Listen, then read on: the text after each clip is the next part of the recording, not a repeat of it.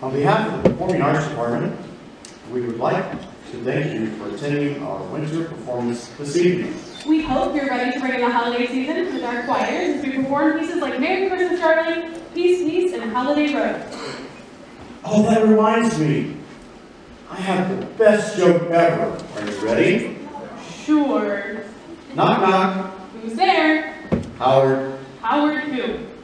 How would you like to sing a Christmas carol with me?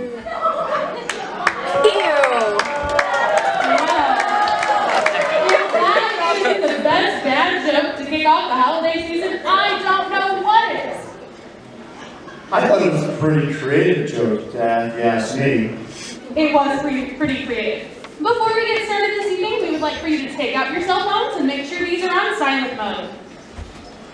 We don't mind if you take pictures of your student, but we would prefer that the flash is off. Additionally, tonight's concert is being recorded.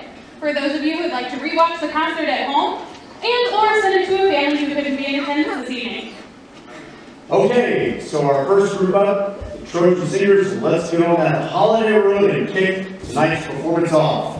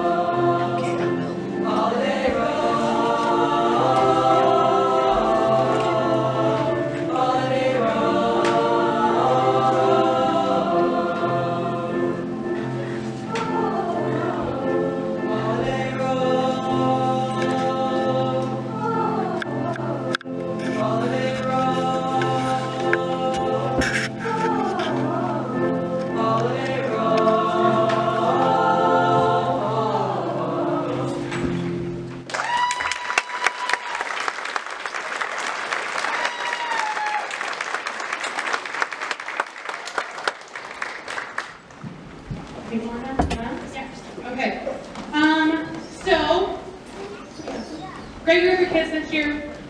Two of them actually just joined, like, beginning of November, so I'm really proud of them for that. The rest of them, we've been practicing together since June, end of June, this summer. So they put in quite a few hours. Our first competition is actually going to be January 14th in Portland, Indiana. We are looking forward to that. We'll be performing at 11:15 a.m. that day. So they have a big first contest. Trojan Singers, I do believe this will be our first contest outside of Pisma in a really long time. So we are looking forward to that. So.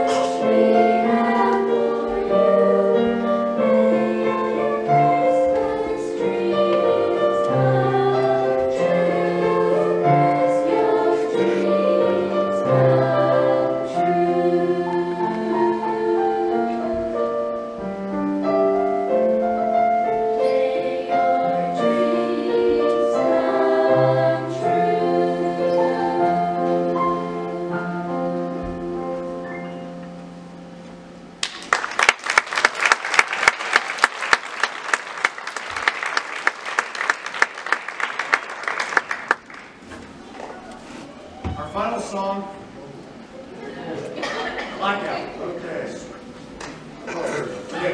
Our final song for the Junior High Choir is a kind of a audience participation type of song. The song is actually called Peace, Peace, but right towards the end, we'd like for you to sing.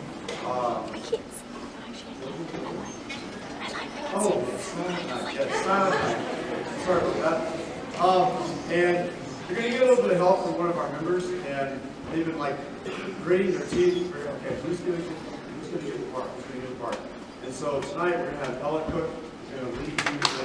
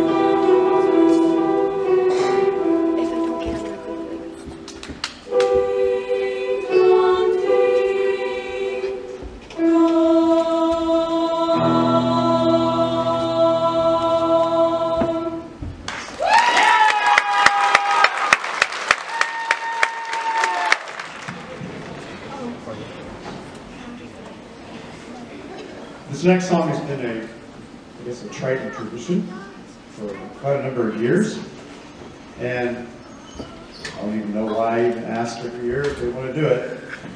They always come back with, yes, we want to sing this song. This next song is going to feature all the ladies within our choir.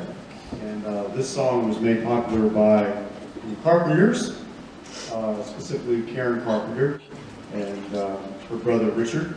He wrote the music and did a little bit of background singing, and she did most of the lead vocals. And if you're my age or a little bit older, thank you for that compliment. We remember the Carpenters. Unfortunately, this coming February will be the 40th anniversary that Karen Carpenter passed away. But we would like to feature this song with all the ladies, and this is Merry Christmas, Darling.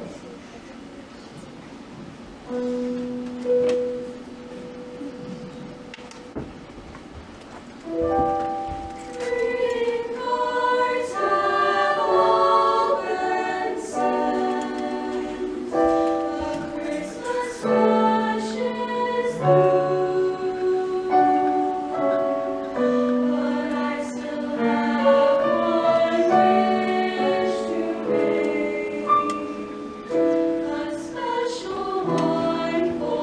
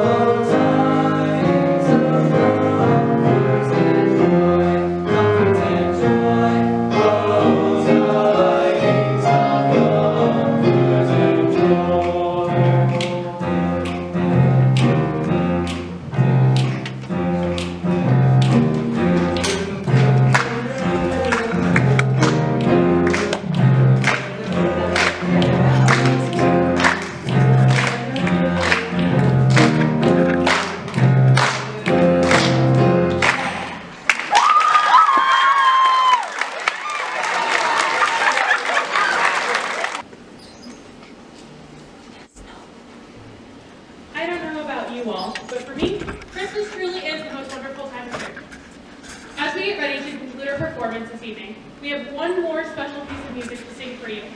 And the current Performing Arts Department believes you should know the history behind why it means so much to our community members. In 1963, Mr. Donald Dowdy became the choir director for a school called Tri-Township United School Corporation. During his first few years, Tri-Township decided it was time for a new high school to be constructed. So, 55 years ago, in 1968, Mr. Dowdy had the amazing opportunity to assist in the design of this very auditorium and the renaming of Tri-Township to Triton School Corporation. This Performing Arts Center sure does bring back many memories, as it's still close to what it used to be. Yeah, there's been some updates, like getting rid of those hideous yellow curtains, updating the lights and sound, and probably other things I'm forgetting to mention.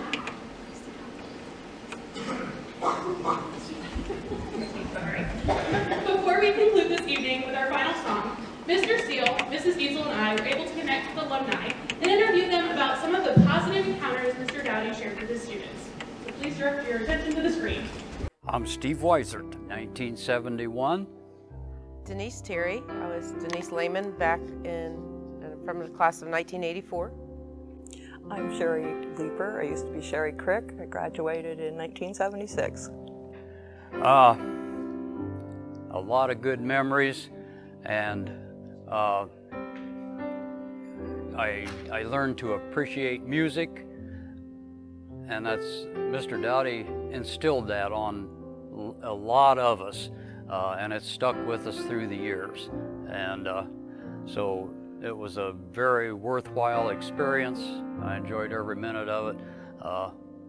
Choir and band was the highlight of my day. Being in choir with Mr. Dowdy was you were able to express yourself through song. He always encouraged you.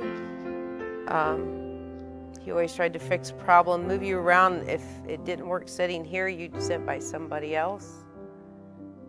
You can sing your feelings through music, and Mr. Dowdy was part of that. You've seen that even when he was conducting.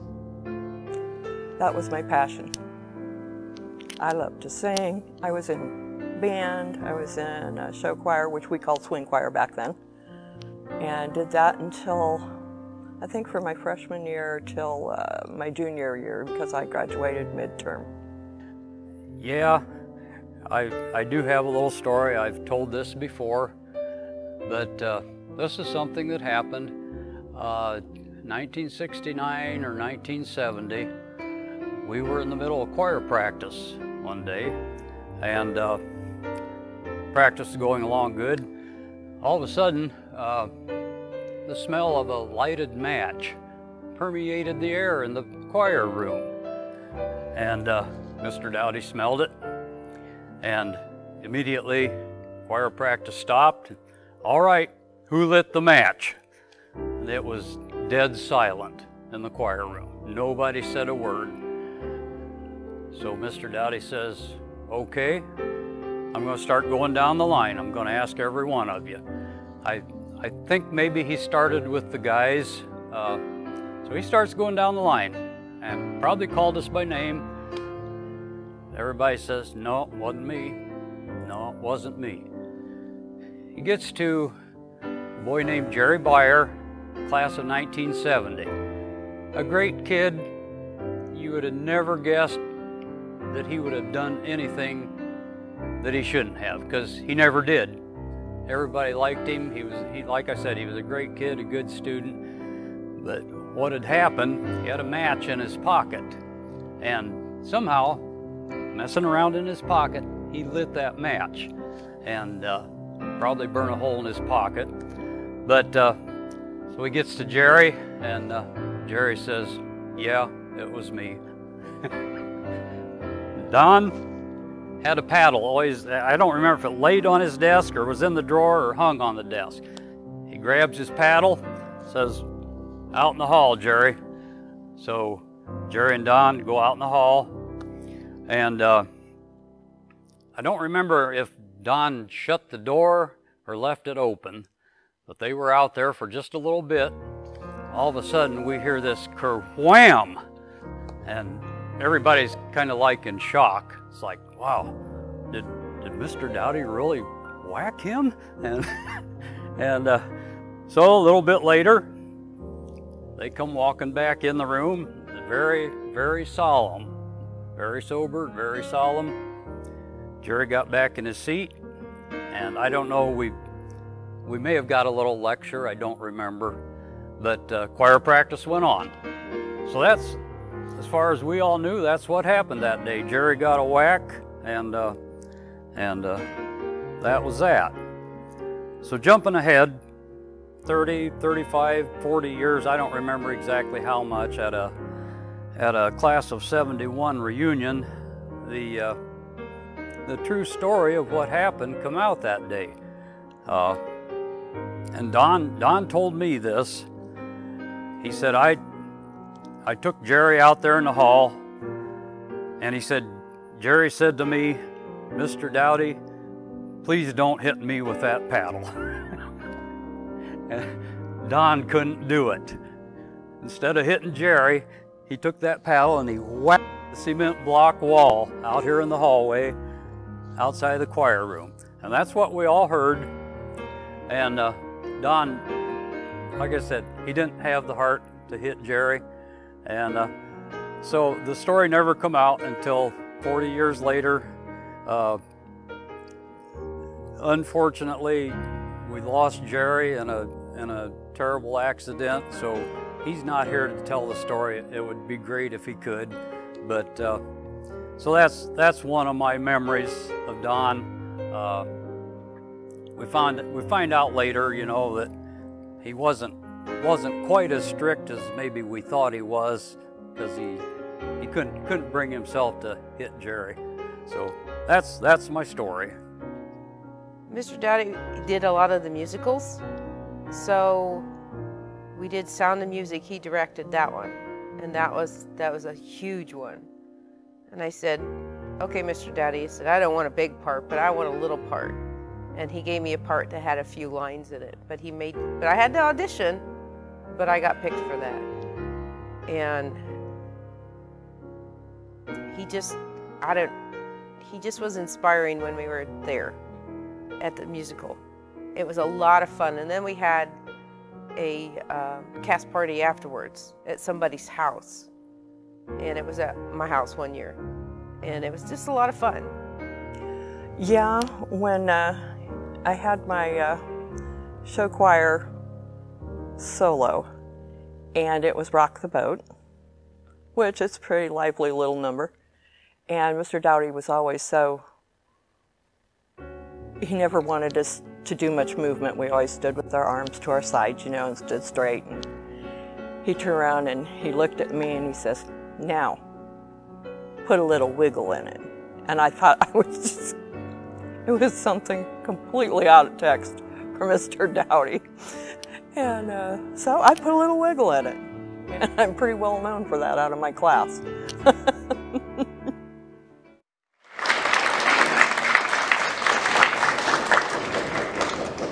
All right, another story that we received was from Mrs. Bobby Klaus. She recalls when she was caught chewing gum in class.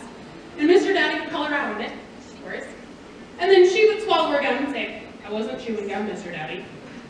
Mr. Dowdy then gave the typical teacher's response of a crooked smile, knowing that she was lying, with his head cocked to the side, and then would shake his head at her.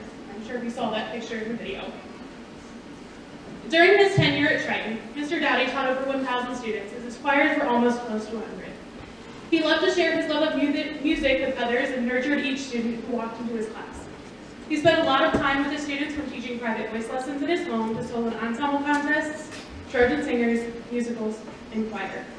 He had a way of bringing out the best in his students, and they in turn gave him the best of themselves. You see, Mr. Dowdy not only taught music, but he also taught his students about life. He taught them to believe in themselves and their abilities, set goals, strive for success, and share their gifts, talents, and treasures with others. It was evident that Mr. Dowdy lived out that advice when he and his wife, Miss Betty, moved back after living elsewhere for a while.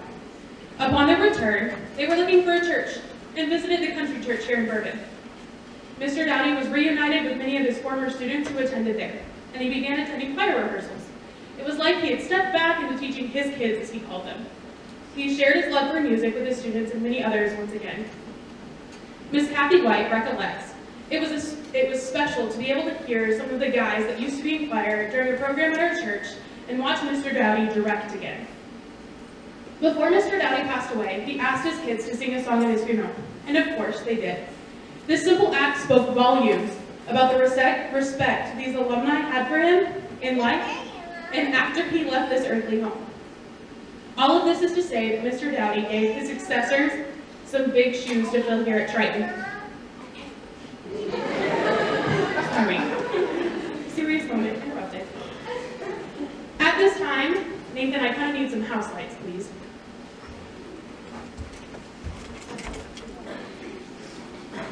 I would like for Shelley McCollum and Troy Dowdy and Miss Betty, if she can, to please stand.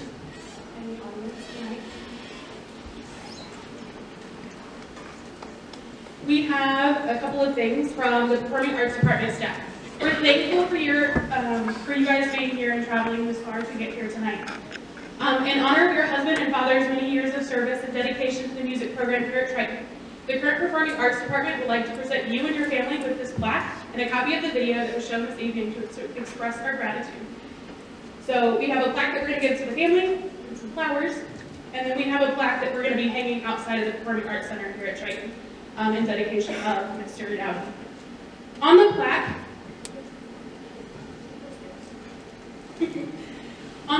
we placed a quote that we believe truly depicts Mr. Dowdy. It reads, "A music teacher helps students find the song in their heart, the beat of their feet, and a passion for life." Thank you.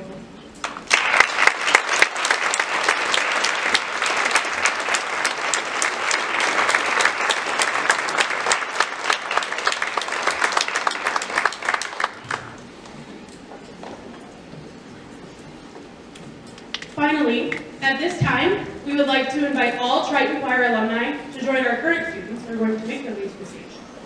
As we sing the Hallelujah Chorus to really kick off the holiday season and honor Mr. Dowdy's memory. Also, if you're able, please stand during the song and feel free to sing from the audience as well.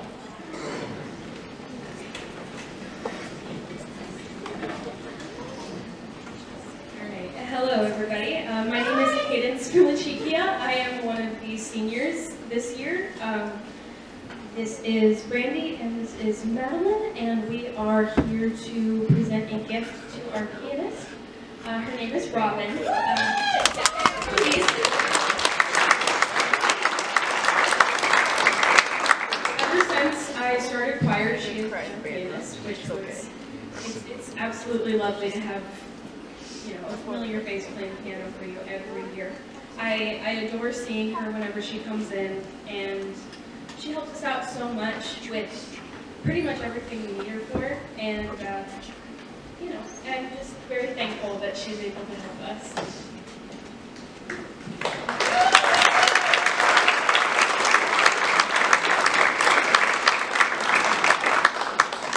With that in mind, Robin has inspired us for years that I have been here, and she also helped us in every way that she could. She gave the alto section so much love and appreciation. She gave everybody so much love and appreciation. She helped us when we didn't know what to do at all. Thank you, Robin.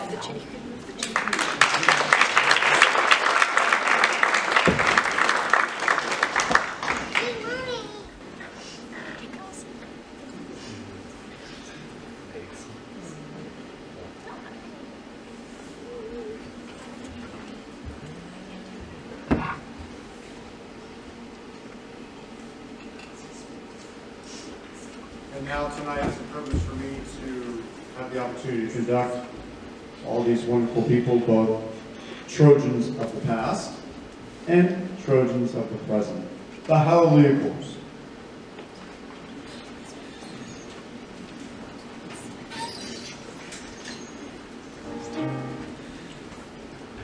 Hallelujah.